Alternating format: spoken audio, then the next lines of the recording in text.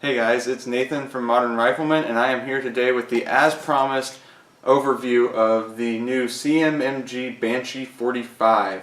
This is a 45 caliber AR style SBR that is going to be an exclusive for silencer shops starting, well, right about now. If you saw the 9mm review, or the overview of the 9mm version that I just completed, this review probably isn't much of a surprise. Probably won't have a whole lot of new info for you guys, but I might have missed some things in that overview that I want to cover here. So thanks for watching. So what makes this gun special? What makes it worth being a silencer shop exclusive? Well, it is more or less based on the Guard 45 that CMMG already has, albeit it is a even shorter, more compact version of that firearm, but at its heart it really is based on the lineage that the Guard established. So what is that lineage? Well, most 9mm, most 45, most pistol caliber ARs are straight blowback style rifles. They really abandon any kind of locking mechanism that exists with, like, the 5.56 version with the locking lugs, the direct impingement system, and they just go for a much simpler straight blowback design. What that means is that by and large, pistol caliber ARs aren't that much fun to shoot. They don't suppress very well, and oftentimes they have a less pleasant felt recoil than your 5.56 versions. There's just not a whole lot of justification for a 9mm or a 45 caliber AR. This thing changes that, and here's why. Let's go ahead and open the gun and I'll show you exactly what makes this special. It features, we'll go ahead and open it up, it opens like any other AR. It features CMMG's special rotary bolt system. Now, you guys won't be able to see it real well here, so I'll get a close-up and I'll probably roll some photos into this video so you can get an even better look at what this thing is. Overall, the bolt carrier looks mostly the same as any other AR style bolt carrier. It's lightened a little bit here in the back, but by and large it looks pretty pedestrian from that, from that respect. Now, the gas key is solid because it doesn't have a gas system. But I'm going to get a little bit closer here so you guys can see exactly what makes this so interesting, and that's the bolt. So the face looks pretty typical, but as you turn it around, look at these lugs. Pay close attention as I rotate this to the back face of those lugs. See that radius, or excuse me, see that chamfer? That is what makes this thing different. So it's spring-loaded for one thing, and it features that chamfer. So when the bolt is in battery, I'll scoot back here, but when the bolt is in battery, the firearm is in battery, that is going to be compressed and locked in place. After you fire a round, the back pressure from that round will push back on the bolt in the carrier. What that forces the bolt to do is rotate, thanks to those chamfered edges. It'll rotate in that barrel extension and eventually unlock. It's a brilliant design, and what it does is it keeps the action closed while under pressure until that pressure drops off a little bit, and then the firearm will cycle. That means that you're getting a lot less port pop when you're using a suppressor, and it means that you don't have to use a super heavy bolt. This is just a standard AR bolt for the most part. So that means less felt recoil. Really, it's a smart design. It works incredibly well. I'll talk a little bit more about just how awesome I think it is in just a moment. But suffice it to say, it is unique, really, really well thought out from CMMG. Aside from that, which is a significant detail here, let's talk about the other features of this firearm. At the front of the gun here you have a bi-lock muzzle device. That has some significance too that we'll get to in just a moment. You guys who saw the 9mm version know exactly what's coming. The barrel is 5 inches long, so very, very compact. It is a 41 40 chrome moly barrel that has been nitrided. So you should get a lot of life out of that thing, especially shooting something as low pressure as a 45 round. Encircling the barrel you have the RML4 handguard. It is a free float M-lock handguard from CMMG. Very light, very low profile, short enough that thankfully they're including this Magpul MkG vertical grip. I'll be honest, I'm used to shooting my MP5, which has what, like an 8-inch barrel. This 5-inch barrel, I'm really glad this foregrip was there. I mean, I was pretty well glued to it. You'll probably see that in the shooting footage in just a moment, but my hand was glued to it because it's a short gun. It's very handy, but yeah, it's a very short barrel. Moving on back, but does it take Glock mags, guys? Sure does. It's a Glock 21 magazine. I own a Glock 21. I've tried those mags out. They all work perfectly fine. So that'll make a lot of folks very, very happy because those magazines are plentiful, plentiful, plentiful.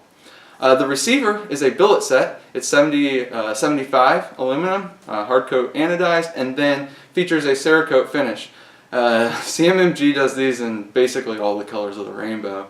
This is a gray/silver. I love the looks of this thing, even better than that navy blue 9mm.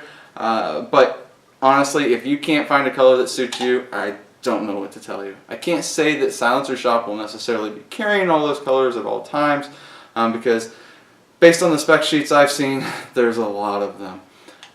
Moving on back a little bit more, I guess while we're talking about the receiver, it's worth noting that on an empty magazine, your bolt will lock back. So very handy feature there. Just hit the bolt release there to release it. Nice feature.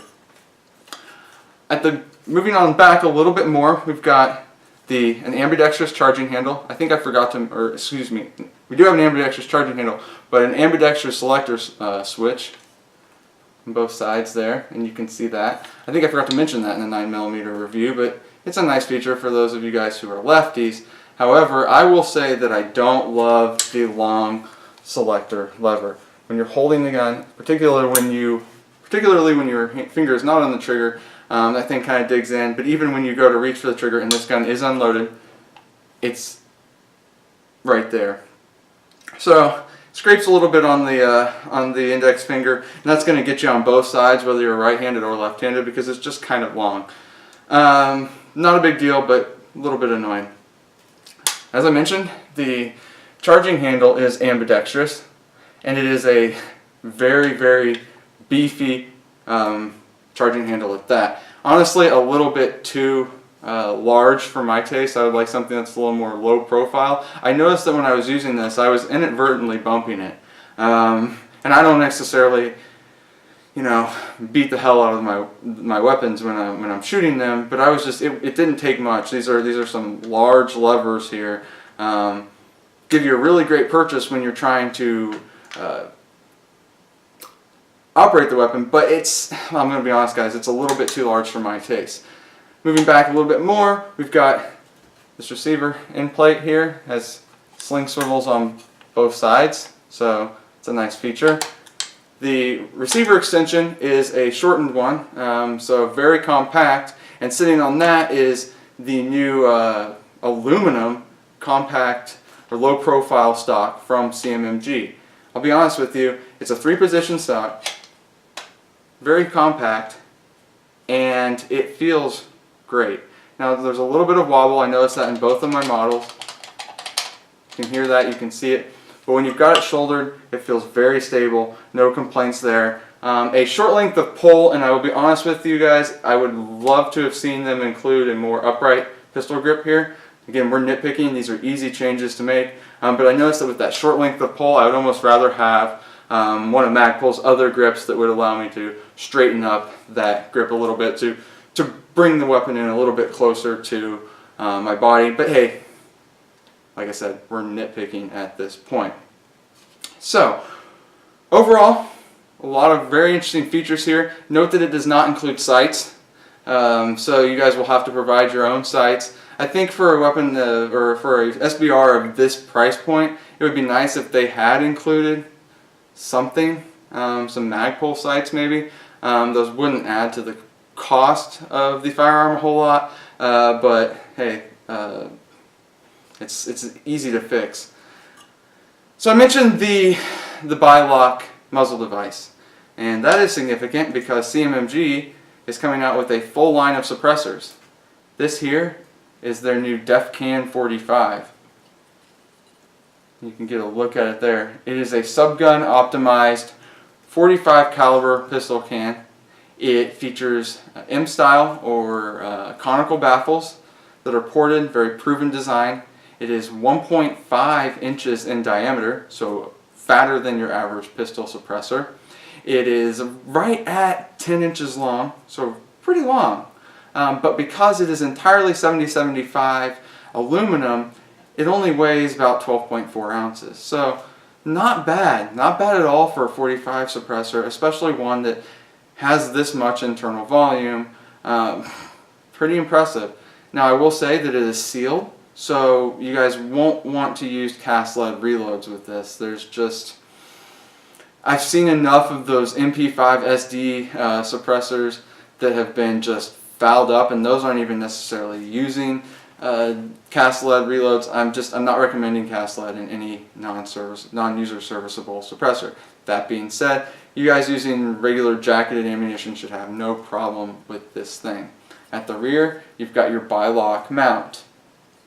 Now you guys are probably a little bit familiar, or at least those of you who are suppressor enthusiasts are probably pretty familiar with the bi-lock system. Gemtech's been using it for a while. CMMG partnered with the original designer of this system to bring it to their guns. So it works really well. It works really just like a 3-lug with just one less lug, but that allows CMMG in this case to make those lugs a little meatier. Doesn't matter so much for a pistol caliber like this, but when you're talking about rifle calibers like 5.56 or even 338, which you will see options in both of those calibers from CMMG in the very near future, it's nice to have those larger, meatier lugs because you're less likely to damage the muzzle device or the suppressor using the higher pressure ammunition. So here you have it. It's a 10-inch long suppressor, so it significantly lengthens the gun. I mean, you're looking at taking the Banshee from a 5-inch barrel to what is effectively 15 inches, although when you count the muzzle device and everything, you're getting pretty close to that 16-inch mark of a Title I firearm. But I'll be honest with you, it is so light that aluminum is, the weight is distributed really more rearward because you've got that mount. Most of the inner workings are back here, and then you've just got aluminum out front. It balances incredibly well. I barely even noticed that it's on the end of this already very light SBR. The Banshee 45 weighs in at almost exactly 5 pounds. I mean, it's light. You can carry this all day, and that's actually a huge advantage that it has over something like the MP5. Just much lighter, better ergonomics. Really hard to complain about what we're looking at here. Alright, so guys, let's go ahead and roll in that shooting video, and then we'll come back for some final thoughts.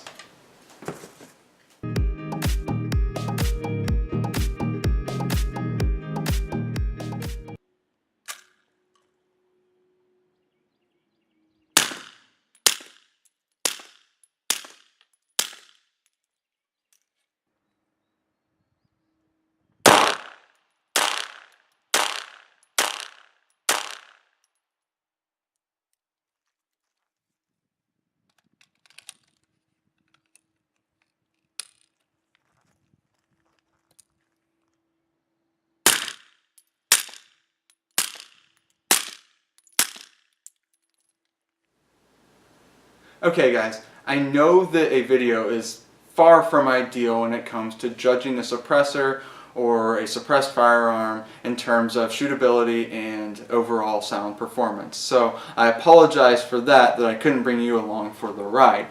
Now, but I do hope that what you guys saw there gives you a better idea as to at least the relative performance of the Banshee with the DefCan 45 attached. One thing to note is that I believe that the camera slightly exaggerated the first round pop with the DefCan 45. I did have normalization turned off on the microphone, So all these sound levels, at least from a relative perspective, should have been pretty accurate.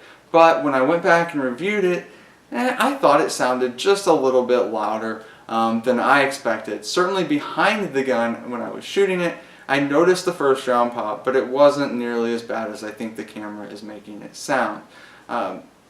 That's just my subjective take, so take that for what you will, but I still think it sounded really, really good on the Banshee. As good as my Silencer Co. Octane 45, which even to this day remains one of the quietest suppressors on the market. While we're still talking about the DefCan, I do want to clarify a few things that I might have mentioned in the opening but didn't fully hash out. This is a subgun suppressor. I said it was subgun optimized, but really it is a dedicated subgun suppressor. You're not going to be adding any sort of piston or booster assembly to this suppressor. It's not made to take one. The serialized portion is right back here where you would put the booster assembly, and that is the mount of the DefCan. So you're not going to be adding a booster to this. I think that CMMG will be releasing a more pistol-oriented suppressor at some point in the near future, but the DefCan for the moment, it's really just a subgun suppressor. The other thing I think I forgot to mention was underneath the bilock mount on the barrel, you do have a standard 45 threaded barrel, which is the .578/28 thread pitch. So any of the standard 45 caliber accessories will fit on the end of this barrel. Alright, so I think that's mostly covered all the details. Now you're probably wondering about pricing. Well guys, this is not going to be a cheap firearm, but it's also not necessarily the most expensive one out there either. The Banshee 45 will carry an MSRP of $1499.95. So it's a premium AR, there's no question about it. But let's talk about why that's not necessarily the worst price in the world. I know a lot of you guys are thinking, oh my gosh, like $1,500 for a pistol caliber AR? I can go build one anywhere. Sure, I guess, except it would be a straight blowback gun. It wouldn't shoot as nicely as this. I mean, really, and I don't think I stressed this enough, the Banshee 45 and the Banshee 9mm, both just, they're unlike any other pistol caliber AR that I have used. That includes something like the Spikes Tactical Brown Recluse, which was a really, really nice firearm in its own right, but it was a straight blowback gun. This radial bolt system is just a significant improvement over anything like the straight blowback or anything that's based on a straight blowback system. So it's worth noting. What that means is that this thing really goes toe-to-toe, not necessarily with other ARs. I would pit this against something like an MP5, and that's exactly what I did when I took it to the range. I had my Zenith Z5 RS out there with the Silencer Co. Octane 45 on the end of it, and I will be honest with you, I know this is a 45 caliber gun, therefore it does have a little bit more felt recoil than the 9mm version of the Banshee and then my MP5, but I can only imagine what this would have felt like if it were a straight blowback 45. This thing was very pleasant to shoot, a tad more recoil than those, a tad louder. I should note that with the DefCan 45 equipped, you're probably looking at ear performance that hovers around the mid 130s to maybe even upper 130 decibel range. It's hearing safe, you're not going to get much ringing or any at that point, but you are really close to that hearing safe threshold of 140 decibels. Does that mean I would shoot it all day like that? I don't know. It certainly didn't bother me, and I put a lot of rounds through this. As the empty ammo boxes can attest, but I will say that it's pretty close to that threshold. I think that's really though just the fact that it's a 45. 45 caliber, a 45 caliber round is significantly fatter than a 9mm and therefore significantly more difficult to suppress. Overall though, it sounded great.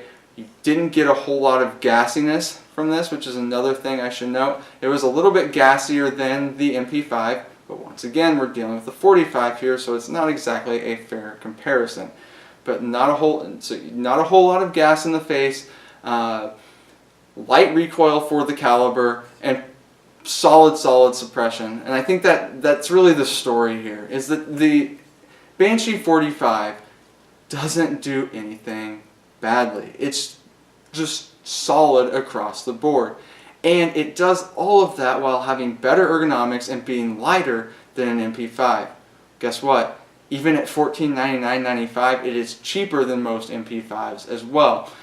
You guys are probably wondering why the heck I'm comparing a 45 caliber AR to an MP5, but I think it drives the point home because the MP5s, and even I guess you could compare this to something like the Chris Vector, those guns aren't cheap either. So for whatever reason, pistol caliber carbines just aren't cheap when you do them right, or when you do them in a unique way. So I think that the Banshee 45 really stands out in that regard. And as I mentioned, yeah, it is cheaper than your average MP5. When you factor in the fact that, like, my Zenith would probably cost you $1,600 or more on from most retailers, and then you factor in the SBR, the 922R compliance if you care about that, you're getting up closer to $2,000 when all is said and done. Well, this isn't $1499.95 out the door. You're still looking at that tax stamp. It's even at $1699.95. You're still looking at something that's cheaper than most of the alternatives out there. And I think that's really what makes this truly special. I just wish they would have included some sights at that price point. Talking about the can real quick.